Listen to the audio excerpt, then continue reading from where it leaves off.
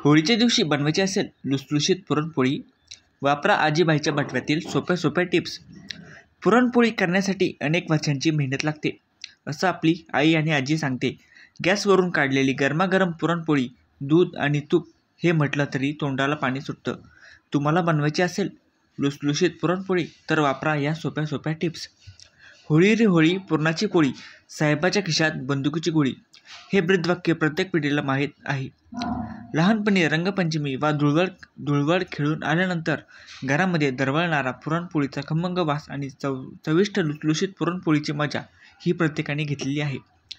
पण सध्या धावपळीमध्ये घरी पुरणपोळी फारच कमी जणांना करता येते. या होळीच्या सुट्टीच्या दिवशी तुम्ही जर घरी पुरणपोळी करण्याचा घाट घालणार असाल तर हा व्हिडिओ तुमच्यासाठी. बाहेरून पुरणपोळी विकत आणण्यापेक्षा तुम्हीही घरी स्वादिष्ट आणि खुसखुशीत पुरणपोळी करू शकता. आजीबाईच्या बटव्यातील काही सोप्या टिप्स तुम्ही जर हाताळल्या तर काहीच कठीण नाही. अवश्य पहा या सोप्या सोप्या टिप्स. पहिलं म्हणजे कणिक भिजवण्याची पद्धत. पुरणाच्या पोळीसाठी पुन्हा इतकेच महत्त्व त्याची कणिक भिजवण्याला आहे. पोळी तुम्हाला सॉफ्ट आणि खुसखुशीत हवी असेल तर गव्हाचे पीठ वापरण्यापेक्षा मैद्याच्या पिठाची पारंपरिक पुरणपोळी तुम्ही करावी. त्यासाठी व्यवस्थित मैदा चाळून घ्यावा. हवं असेल तर थोडेसे गव्हाचे पीठ आणि मीठ मिक्स करावे. काही जण पीठ भिजवताना देखील हळद घालतात, पण हा पर्याय तुमच्या मनावर अवलंबून आहे. हे मीठ सैलसर भिजवा आणि थोडेसे तेल घालून तिंबट ठेवा. सैलसर पीठ राहिल्यास याची पुरणपोळी अधिक खुसखुशीत आणि मऊ होते, हे लक्षात घ्या. यासाठी लागणारे साहित्य काय काय आहे? 150 ग्रॅम मैदा, 3 टेबलस्पून मैदा पोळी लाटण्यासाठी अथवा कणिक, 200 ग्रॅम चणा डाळ, 200 ग्रॅम गूळ, पाव चमचा हळद, चवीपुरते मीठ, 2 टेबलस्पून तेल, अर्धा टेबलस्पून वेलची पावडर, अर्धा कप दूध, पुरणपोळीसाठी तूप. पुरण शिजवण्याची पद्धत. सर्वात पहिले चणा डाळ कुकरमध्ये शिजवून घ्या. गूळ अगदी बारीक किसून घ्या. शिजवलेल्या चणा डाळीमध्ये गूळ मिक्स करा. त्यानंतर मंद आचेवर हे मिश्रण ढवळत राहा आणि गुळाला व्यवस्थित पाणी सुटल्यावर गॅस बंद करा. दोन्ही व्यवस्थित गरम मिक्स झाल्यावर पुरण तयार आहे. त्यामध्ये वेलची पावडर घाला. नंतर पुरण हे पुरण यंत्रातून वाटून घ्या. पांढऱ्या शुभ्र पुरणपोळ्यांसाठी. जर तुम्हाला पांढऱ्या शुभ्र पुरणपोळ्या हव्या असतील तर तुम्ही मैद्याचा वापर करून पुरणपोळी करू शकता.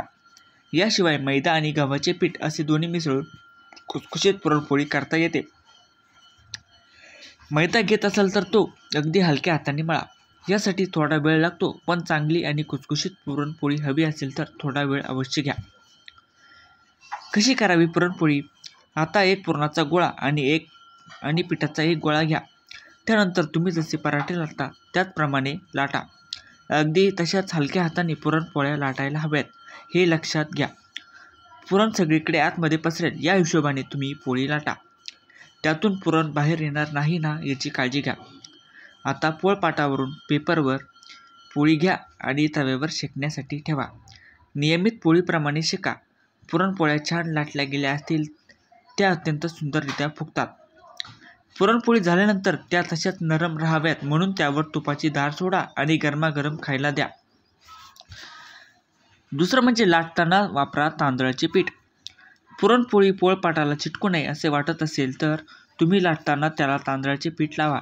यामुळे तुमचा मैदा वा गव्हाची कणिक पोळपाटाला वा लाटण्याला चिटकत नाही.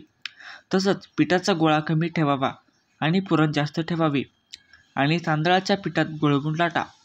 पुरणपोळी हमखास लुसलुशीत बनणार. महत्त्वाची टीप काय आहे? पुरणपोळी गरम असताना कधीही डब्यामध्ये भरू नये. तव्यावरून काढल्यानंतर तुम्ही ताटामध्ये पुरणपोळी थंड करा आणि त्यानंतरच ती डब्यामध्ये भरा. अन्यथा ती कडक आणि वातड होईल, हे लक्षात घ्या. पुरणपोळी तुम्ही 2 दिवस डब्यात भरून ठेवली तरीही खराब होत नाही. त्यामुळे या वर्षीच्या होळीला नक्कीच घरी ट्राय करा पुरणपोळी. माहिती आवडली असेल तर इतरांपर्यंत अवश्य शेअर करा आणि चॅनलला सबस्क्राईब अवश्य करा. नमस्कार.